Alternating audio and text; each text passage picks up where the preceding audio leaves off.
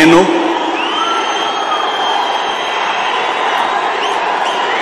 నారా చంద్రబాబు నాయుడు అనే నేను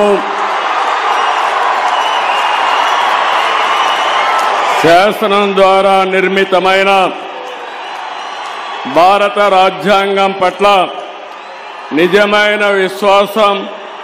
విధేయత చూపుతానని భారతదేశ సార్వభౌమాధికారాన్ని సమగ్రతను కాపాడుతానని ఆంధ్రప్రదేశ్ రాష్ట్ర ముఖ్యమంత్రిగా నా కర్తవ్యాలను శ్రద్ధతో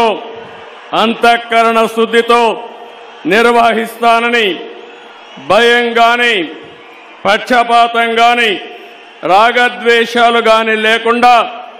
రాజ్యాంగాన్ని శాసనాలను అనుసరించి